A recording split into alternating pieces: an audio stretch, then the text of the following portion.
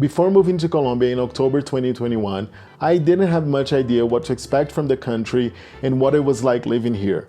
Now, 1 year and 3 months later, I decided to make a video to talk about the pros and cons of living in Colombia, more specifically Bogotá. Ready? Go!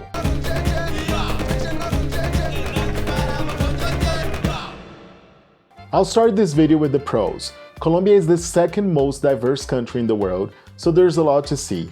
And if you love nature, then you should add Colombia to your list. Hiking, trekking, day tours out of busy cities like Medellin and Bogotá. There's also the coffee region, which I'll be visiting next month, and the Caribbean coast. The beaches in Santa Marta and Parque Tayrona are incredible. There's also the historic city of Cartagena, well known all over the world. There's also the developed city of Medellin, known as the City of Eternal Spring, which has great weather all year round. And here where I live in Bogotá, it's usually cold or chilly because it's located 2,640 meters above sea level. And due to different climate and geography, the Colombian cuisine is very rich and diverse. Fruit, vegetables, and dishes in general are definitely a plus of living here. No matter where you go, rent is gonna take up most of your monthly expenses. And it's no different here in Colombia. But even though I live in Colombia's biggest city and one of the most expensive ones, rent is quite affordable, even for me coming from Brazil. You can still find a one-bedroom studio in a nice neighborhood for around 1,600,000 pesos, which is around $350 US.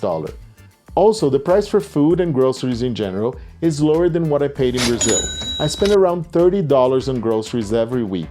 And if you want me to make a video showing my monthly expenses, separately, please let me know in the comments below. Also, prices for cinema, entertainment, transport, they're usually quite affordable compared to other big cities in Latin America. And now specifically about Bogotá, there are a lot of things to do. Even if it's raining, a bad day, there are indoor activities, but also when it's a beautiful day like this, sunny day, you can explore and do a lot of outdoor activities. Every Sunday, they close some streets in the city from 8 a.m. to 2 p.m. if I'm not mistaken, and you can see a lot of people cycling, visiting parks. There are a lot of free activities to do in public parks, public libraries, and I love just going to some museums, trying out cuisine from almost any country here in Bogotá, and also the nightlife is pretty good here. I live in the neighborhood called Chapinero, and it's really well known for its nightlife, but there's also the Zona T, or the T zone, where you have upscale bars, restaurants, and discos. Also, a few weeks ago, I went to an exhibit here from the artist Banksy, which was really interesting, and I didn't pay that much as well. It cost me around $15, and it was a very nice experience. Traveling around Colombia is also affordable and easy, especially if you live in a city like Bogotá, which has the main airport in the country, El Dorado, and it has flights to all major cities in the country. This means you can easily go away for the weekend to explore different regions in the country and fly back on Monday morning ready to work again. Also, one great thing about Colombia is that most holidays during the week are changed to Monday, so this gives you a 3-day weekend. This actually happened, I believe, more than 10 times last year. So you can easily, for example, fly to Cartagena or Santa Marta, spend time at the beach, like I did 2 months ago, and then travel back to Bogotá ready to work. Or you can also travel to nearby cities by bus and do what they call here pueblear, or visit pueblos, small towns and villages for the weekend. I did this in my 3rd month here in Colombia when I visited Villa de Leyva and Ráquira. These are 2 small towns, very beautiful, very touristic, and even though it was a holiday, it was Easter time, it was full of tourists, I could easily just walk around, take pictures, spend a nice time there, away from the busy Bogotá. Now, this will be much easier if you speak a bit of Spanish. That's why I highly recommend studying Spanish before coming to any city in Latin America, even if you're coming as a tourist, but also especially if you plan to live here in any city in Latin America, learn Spanish because it's going to be easy for you to make friends. Especially here in Colombia, people are extremely friendly and they welcome tourists, welcome foreigners. I was able to make friends easily here and get to know what Colombian life is really like. Not the activities and places which cater for expats, but local life. And I must say that Colombians are in general very friendly and welcoming people. Now, this might be a con depending where you're coming from, but not for me coming from Brazil. There is a very laid-back vibe here in Colombia, even if you're living in Bogotá, the biggest city, or a smaller town. I'd say it's very similar in other countries here in Latin America. At least I feel the same vibe in Brazil and Argentina. People want to have a good time on weekends. It doesn't matter if they plan to meet at 8 and they up arriving an hour or two later. I like that they enjoy spending time with friends, eating barbecue, drinking beer, or just chilling at a park. For me, the pros definitely outweigh the cons living here in Colombia.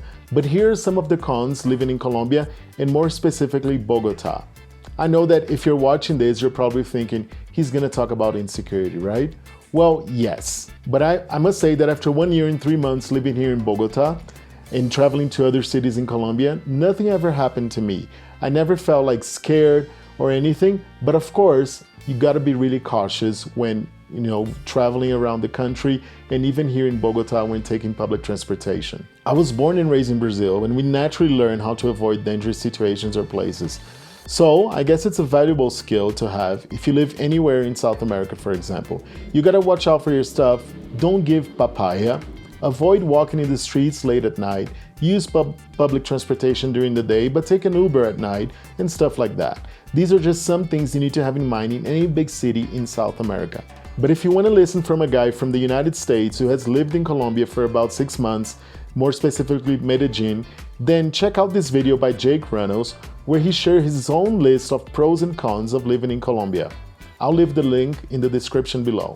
There was a recent survey by Bloomberg with the cities where people spend most time in traffic in the world, and it's no surprise to me that Bogotá was ranked 5th in this list. Traffic here is insane, and I'm lucky enough to work from home, so this is definitely a plus.